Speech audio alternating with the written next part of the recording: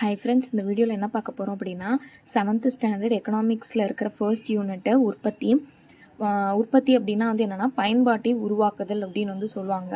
பொருளாதாரம் எதை டிபெண்ட் பண்ணி இருக்கும்னா உற்பத்தி மற்றும் நுகர்வை தான் டிபெண்ட் பண்ணி இருக்கும். உற்பத்தி அப்படின்னா என்னென்னா மூலப்பொருளை முடிவற்ற பொருளாக கன்வெர்ட் பண்ணுறதை தான் உற்பத்தி அப்படின்னு சொல்லுவாங்க. ஓகேவா? பயன்பாட்டின் வகையை பேஸ் பண்ணி 3 வகையாக பிரிக்கிறாங்க. வடிவ பயன்பாடு, இட பயன்பாடு, கால பயன்பாடு. வடிவ பயன்பாடு அப்படிங்கிறது என்னன்னா, இப்போ பருத்தி இருக்குன்னா அதை ஆடையாக கன்வெர்ட் பண்ணுறோம். ஒரு வடிவத்திலேருந்து இன்னொரு வடிவத்துக்கு கன்வெர்ட் பண்ணுறோம். இட பயன்பாடுனா ஒரு பிளேஸ்லேருந்து இன்னொரு பிளேஸ்க்கு, ஃபார் எக்ஸாம்பிள் அரிசியை ஒரு பிளேஸ்லேருந்து தமிழ்நாட்டிலேருந்து கேரளாவுக்கு எடுத்துகிட்டு போகிறது, அந்த மாதிரி ஒரு பிளேஸ்லேருந்து இன்னொரு பிளேஸ்க்கு எடுத்துகிட்டு போகிறது. கால பயன்பாடு அப்படிங்கிறது ஃப்யூச்சர் யூஸ்க்காக இப்போ பணம் இருக்குது அப்படின்னா அதை சேமித்து வைக்கிறது. ஸோ அது காலத்தை பேஸ் பண்ணி வருது. இப்படி பயன்பாட்டின் அடிப்படையில் 3 வகையாக இருக்குது.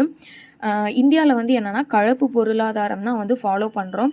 கலப்பு பொருளாதாரம் அப்படின்னா தனியார் துறையும் பொதுத்துறையும் கம்பைன் பண்ணி ஒர்க் பண்ணுறது தான் கலப்பு பொருளாதாரம் அப்படிம்பாங்க. உற்பத்தியோட வகைகள் என்னன்னு பார்த்தோன்னா முதல்நிலை உற்பத்தி, 2ஆம் நிலை உற்பத்தி, அதுக்கப்புறம் 3ஆம் நிலை உற்பத்தி. முதல்நிலை உற்பத்தி அப்படின்னா பரும பொருள் மூலதனம், மெயினாக என்ன கிடைக்குதோ அதை அப்படியே வச்சு உற்பத்தி பண்ணுறது தான் முதல்நிலை உற்பத்தி. மீன் பிடித்தல், சுரங்கம், எண்ணெய் வள பிரித்தெடுப்பு, இதெல்லாம் முதல்நிலை உற்பத்தி. 2ஆம் நிலை உற்பத்தி அப்படிங்கிறது முதன்மை பொருளை முடிவற்ற பொருளாக கன்வெர்ட் பண்ணி உற்பத்தி செய்யறது. இப்போ மாவுலேருந்து ரொட்டி தயாரிக்கிறது, இரும்பு தாதை கொண்டு போய் இரும்பு பொருள் தயாரிக்கிறது, 4 சக்கர வாகன தயாரிப்பு, ஆடைக்கு ரசாயன பொருளை இது பண்ணி அதை மெருகேற்றது, இந்த மாதிரி எல்லாம் பண்ணுறது 2ஆம் நிலை உற்பத்திம்பாங்க. 3ஆம் நிலை உற்பத்தி அப்படின்னா என்னென்னா சேவைத்துறை இல்லைன்னா 3ஆம் நிலை தொழில் அப்படின்னு சொல்லுவாங்க. இது ஜிடிபியில் ரொம்ப முக்கிய பங்கு வகிக்குது. ஏன்னா இப்போ நிறைய சேல்ஸ் ஆகிறது இல்லை வருமானம் ஈட்டுறது எல்லாமே இந்த 3ஆம் நிலை உற்பத்தி துறையை பேஸ் பண்ணி தான் வருமானம் நிறைய கிடைக்கிது. ஓகேவா? இதில் என்னென்ன இருக்குன்னா வாணிகம், வங்கி, காப்பீடு, போக்குவரத்து, செய்தி தொடர்பு, சட்டம், நிர்வாகம், கல்வி, உடல்நல பாதுகாப்பு, இது எல்லாமே இருக்குது. இப்போது முதன்மை பொருள், 2ஆம் நிலை பொருள் என்னென்னு பார்க்கலாம். பருத்தியிலிருந்து ஆடை, இது பருத்திங்கிறது முதன்மை உற்பத்தி, ஆடைங்கிறது 2ஆம் நிலை உற்பத்தி. இரும்பு தொழிலிருந்து இரும்பு பொருள் தயாரிக்கிறது, கோதுமை மாவுலேருந்து ரொட்டி தயாரிக்கிறது. ஸோ இது ஏற்கனவே பார்த்தோம். இது சும்மா பாக்ஸ் மாதிரி கொடுத்துருப்பாங்க. ஓகேவா?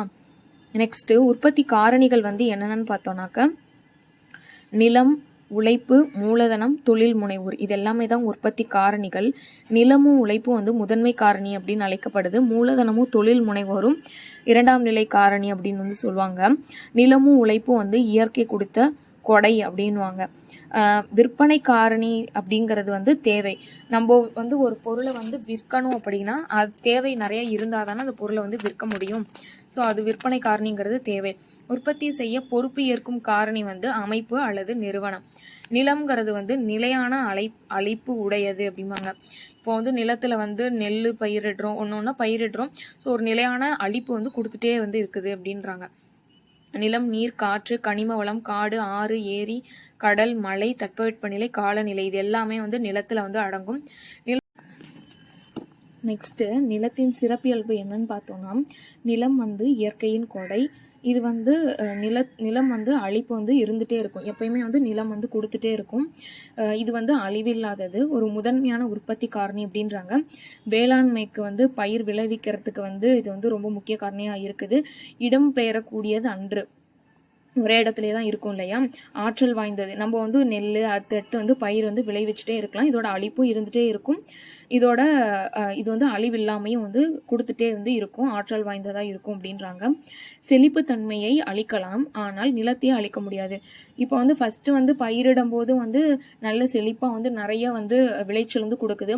கொஞ்சம் போக போக அதோட செழிப்புத்தன்மை குறையறதுக்கு சான்ஸ் இருக்குது. ஆனால் நிலத்தை அழிக்க முடியாது அப்படிங்கிறாங்க. நிலம் செழிப்புத்தன்மையில் மாறுபடும் அப்படின்றாங்க. ஓகேவா? உழைப்பு பொறுத்த வரைக்கும் என்னன்னா முயற்சியே உழைப்பு அப்படின்னு சொல்லிட்டு ஆல்பர்ட் மார்ஷல் அப்படிங்கிறவர் சொல்லியிருப்பாரு. ஆடம் ஸ்மித் வந்து பொருளியலின் தந்தை அப்படின்னு வந்து அழைக்கப்படுறாரு. ஓகேவா. இவர் வந்து செல்வத்தை அடிப்படையாக கொண்டு செல்வ இலக்கணம் அப்படின்னு சொல்லிட்டு ஒரு கோட்பாடு வந்து வெளியிட்டிருப்பாரு. அதுக்கப்புறமா நாடுகளின் செல்வமும் அவற்றை உருவாக்கும் காரணிகளும் அப்படின்னு சொல்லிட்டு ஒரு புக்கு வந்து 1776 எழுதியிருப்பாரு. இன்னொரு புக்கு வந்து நன்னெறி கருத்து உணர்வு கொள்கை அப்படின்ற புக்கு 1759. ஓகேவா. 2 புக்கு என்னன்னா 1759 நன்னெறி கருத்து உணர்வு கொள்கைன்ற புக்கும் 1776 வந்து என்ன புக்குனா நாடுகளின் செல்வமும் அவற்றை உருவாக்கும் காரணிகளும் ஒரு ஆய்வு அப்படிங்கிற புக்கையும் வந்து எழுதியிருப்பாரு. 2 படைப்புகள் வந்து 59 76 வந்து கொடுத்திருப்பாரு. ஓகேவா. நெக்ஸ்ட் உழைப்பின் சிறப்பியல்பு அப்படின்னு வந்து பார்த்தோம்னா உழைப்பு வந்து சீரானதல்ல, நபருக்கு நபர் மாறுபடும். ஒரு சிலர் நல்லா உழைப்பாங்க, ஒரு சிலர் கொஞ்சம் ஸ்லோவாக தான் உழைப்பாங்க. உழைப்பாளரிடமிருந்து உழைப்பை வந்து பிரிக்க முடியாது. இது வந்து இடம் பெயரக்கூடியது. உழைப்பாளர் இங்கிருந்து வேற இடத்துக்கு வந்து பெயர்ந்து போகலாம் இல்லையா, இடம் பெயரக்கூடியது. தனிநபருக்கு பேசும் ஆற்றல் குறைவு. அதனால தொழிற்சங்கம் அமைத்து உழைப்புக்கான ஊதியத்தை வந்து நம்ம வந்து இந்த சங்கத்து மூலமா வந்து வாங்கிக்கலாம் அப்படின்னு வந்து சொல்றாங்க. வேலை பகுப்பு முறையை பொறுத்த வரைக்கும் வேலை பகுப்பு முறையை பத்தி நாடுகளின் செல்வம் அப்படிங்கிற புக்கில் வந்து ஆடம் ஸ்மித் வந்து எழுதியிருப்பாரு. ஓகேவா. மூலதனம் அப்படிங்கிறது என்னன்னா பண்டங்களை உற்பத்தி செய்ய மனித முயற்சியால் உருவாக்கப்பட்டதுதான் மூலதனம். இயற்கையின் கொடை தவிர வருமானம் அளிக்கக்கூடிய பிற வகை செல்வங்களை மூலதனம் அப்படின்னு சொல்லிட்டு ஆல்பர்ட் மார்ஷல் அப்படிங்கிறவர் சொல்லியிருப்பாரு. வடிவத்தை பேஸ் பண்ணி வந்து 3 வகையா வந்து சொல்றாங்க. பரும பொருள் மூலதனம், அதாவது பொருள்சார் மூலதனம், கருவி, இயந்திரம், கட்டடம், இந்த மாதிரி. பணசார் மூலதனம், பணவியல் வளம் அப்படிங்கிறது வந்து வங்கி, பங்கு, பத்திரம், இதெல்லாம். மனித மூலதனம் அல்லது மனித திறன் வளம்னா கல்வி, பயிற்சி, சுகாதாரம், உடல் நலம், இதெல்லாம் தான் மனித மூலதனம்.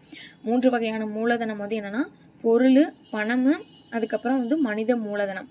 இதோட சிறப்பியல்புகள்னு பார்த்தோம்னா அந்த மூலதனம் வந்து அதிகம் இயங்கக்கூடிய தன்மையில வந்து இருக்குது. இதோட அழிப்பு வந்து நெகிழ்வு தன்மையுடையதா இருக்குது. அதுக்கப்புறம் மூலதனம் வந்து ஆக்கமுடையது, பல ஆண்டுகள் வந்து நீடிக்கும். ஆனா வந்து இது வந்து ஒரு செயலற்ற உற்பத்தி காரணி அப்படின்னு வந்து சொல்றாங்க. உற்பத்தி காரணியில் தவிர்க்க முடியாதது வந்து இந்த மூலதனம் அப்படிங்கிறது அப்படின்றாங்க. ஓகேவா. நெக்ஸ்ட் வந்து தொழில் முனைவோர் தொழில் அமைப்பு. இப்போ ஒரு காரணிகள் பார்த்தோம்ல உற்பத்தி காரணிகள்ல, ஸோ அந்த ஒரு காரணிகளை பத்தி தான் வந்து பார்த்துட்டு இருக்கோம். ஓகேவா. தொழில் முனைவோர் அப்படிங்கிறது புதுமை முனைவோர் அப்படின்னு வந்து சொல்லுவாங்க. இவங்க வந்து தொழில் அமைப்பாளர் அல்லது சமுதாய மாற்றம் காணும் முகவர் அப்படின்னு வந்து சொல்லப்படுறாங்க. லாபகரமான முதலீடு வாய்ப்புகளை அடையறதுக்காக வந்து இது ஒரு தொழில் முனைவோருங்கிறது வந்து ஒரு இது. ஓகேவா. இப்போ நம்மளே வந்து ஓனா வந்து பிஸ்னஸ் வந்து ஆரம்பிச்சு நம்மளே வந்து முதலீடு போட்டு நம்ம வந்து அதுல இருந்து லாபம் ஈட்டிக்கலாம். உற்பத்தி அலகின் இருப்பிடம் நம்மளே வந்து தீர்மானிச்சுக்கலாம். புதுமைகளை வந்து உருவாக்கலாம். நம்மளுக்கு என்ன ஐடியா இருக்கோ அதை வந்து அதுல வந்து புகுத்தி நம்மளே வந்து அதை உருவாக்கிக்கலாம். வெகுமதி செலவை வந்து நம்மளே வந்து தீர்மானிச்சுக்கலாம், எதுக்கு எவ்வளவு வந்து செலவு செய்யணும் அப்படின்னு சொல்லிட்டு. இடர்பாடுகளை ஏற்றல் மற்றும் நிச்சயத்தன்மையற்ற நிலைமையை எதிர்கொள்ள. இதுல வந்து லாபம் வரலாம், இல்ல வந்து நஷ்டம் வரலாம். அது வந்து எது வேணாலும் நம்ம தான் வந்து எதிர்கொள்ளணும் அப்படின்னு வந்து சொல்றாங்க. ஓகேவா. உற்பத்தி அப்படிங்கிறது பண்டத்திற்கான விருப்பங்களை நிறைவு செய்யும் சக்தி. பெறப்பட்ட காரணி அப்படிங்கிறது வந்து முதலீடும் அமைப்பும். நுகர்வோர் அப்படிங்கிறது வந்து என்னன்னா மனித உற்பத்தியில் ஒரு இடுபொருள் அப்படிங்கிறவங்க தான் நுகர்வோர். நம்ம வந்து உற்பத்தி செய்யறோம், வந்து நிறைய பேர் வாங்கிக்கிட்டாதான் வந்து நுகர்வு வந்து ஜாஸ்தியா இருக்குன்னு அர்த்தம். ஓகேவா. உற்பத்தி காரணி அப்படிங்கிறது வந்து 2 வகையா வந்து பிரிக்கிறாங்க, முதன்மை மற்றும் 2ஆம் நிலை உற்பத்தி காரணி. இந்தியா வந்து ஒரு கலப்பு பொருளாதாரத்தை வந்து ஃபாலோ பண்ணுது. உற்பத்தியும் நுகர்வும் வந்து பொருளாதாரத்துல வந்து முக்கிய 2 வந்து ரொம்ப முக்கியமான விஷயம் வந்து எதுனா உற்பத்தியும் நுகர்வும் தான் அப்படின்னு சொல்லியிருப்பாங்க. ஓகே. 7th ஸ்டாண்டர்ட்ல இருக்கிற உற்பத்தி அப்படிங்கிற யூனிட்ல கண்டென்ட் வந்து அவ்வளவுதான். ஸோ 7th ஸ்டாண்டர்ட்ல இருக்கிற எக்கனாமிக்ஸ் ஃபுல்லாவே நம்ம வந்து பார்த்துட்டோம். 7th ஸ்டாண்டர்ட்ல வந்து என்னன்னா 2 எக்கனாமிக்ஸ் யூனிட் தான் இருக்கு. ஒன்னு உற்பத்தி, இன்னொன்னு வந்து வரி மற்றும் அதன் முக்கியத்துவம். 2 யூனிட்டும் பார்த்தாச்சு. ஸோ 6th ஸ்டாண்டர்ட் எக்கனாமிக்ஸும் முடிஞ்சிருச்சு, 7th ஸ்டாண்டர்ட் எக்கனாமிக்ஸும் வந்து முடிஞ்சிருச்சு. நிறைய பேர் வந்து என்னன்னா மெட்டீரியல் வந்து கேட்குறாங்க. எனக்கு பிடிஎஃப் வந்து எனக்கு சென்ட் பண்ணுறதுக்கு வந்து எப்படின்னு வந்து தெரியல. அதனால ஒரு டெலகிராம் குரூப் லிங்க் வந்து அனுப்பியிருக்கேன். நீங்கள் அந்த லிங்க்கில் வந்து ஜாயின் பண்ணிவிட்டு உங்களுக்கு என்ன மெட்டீரியல் வேணும்னு கேளுங்க. நான் பிடிஎஃப் டாக்குமெண்ட் வந்து அந்த குரூப்பில் வந்து சென்ட் பண்ணுறேன். ஓகேவா? உங்களுக்கு வீடியோஸ்லாம் பிடிச்சிருந்ததுன்னா லைக் பண்ணி சப்ஸ்கிரைப் பண்ணிக்கோங்க. தேங்க்யூ.